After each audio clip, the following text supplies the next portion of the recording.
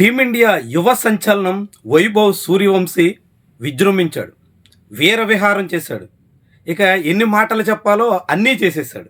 ఎంతగా విరుచుకుపడ్డాడంటే 79 బాల్కే 175 రన్స్ చేసి అవుట్ అయిపోయాడు. అవుట్ అయిన బాలు ఎలాంటిది ఏంటనేది పక్కన పెడితే వైభవ్ సూర్యవంశీ విజృంభణ అయితే ఆషామాషి వ్యవహారం కాదు. ఏకంగా 15 బౌండరీలు 15 సిక్సర్లతో విరుచుకుపడడంతో భారీ స్కోర్ సాధించాడు. వైభవ్ సూర్యవంశీ అవుట్ అయినప్పటికీ టీమిండియా 25 ఓవర్లోనే 250 రన్స్ మార్కును దాటేసింది. అండర్-19 వరల్డ్ కప్లో ఇంగ్లాండ్తో జరుగుతున్న మ్యాచ్లో టీమిండియా ఓపెనర్ వైభవ్ సూర్యవంశీ అందించిన అద్భుత ఓపెనింగ్తో భారీ స్కోర్ దిశగా టీమిండియా సాగుతోంది.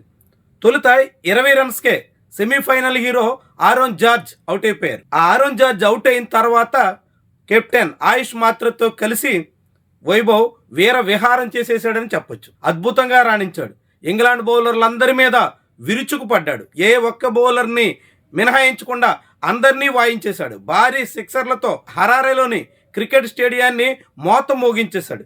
దాదాపుగా 6 డజన్ పైగా సిక్సర్లు స్టేడియం బయట పడిపోయినటువంటి తీరు చాలా విశేషంగా చెప్పాల్సి ఉంటుంది. మొత్తంగా వైభవ్ సూర్యవంశీ తన సంచలన బ్యాటింగ్తో అండర్-19 వరల్డ్ కప్ ఫైనల్ మ్యాచ్లో విశేషమైనటువంటి ఒక రికార్డ్ స్థాయి బ్యాటింగ్ పెర్ఫార్మెన్స్ చేశాడని చెప్పొచ్చు. ఐసీసీ టోర్నీలో ఫైనల్ మ్యాచ్లో ఎటువంటి ఒత్తిళ్లకు లోను కాకుండా యథేచ్ఛగా బౌలర్లని చీల్చి చెండాడిన వైనం చాలామందిని ఆకట్టుకుంటోంది. టీమిండియా భవిష్యత్తు ఆశాకిరణంగా చెప్తున్న 14 ఏళ్ల సూర్యవంశీ సాధించినటువంటి ఈ స్కోర్తో టీమిండియా 6సారి అండర్-19 వరల్డ్ కప్ కైవసం చేసుకునే దిశలో సాగుతుంది. వైభవ్ సూర్యవంశీ 3వ వికెట్గా వెనుదిరిగేటప్పటికీ 250 రన్స్ ఉండడంతో సునాయాసంగా 400 మార్కులు దాటే అవకాశం అయితే కనిపిస్తోంది.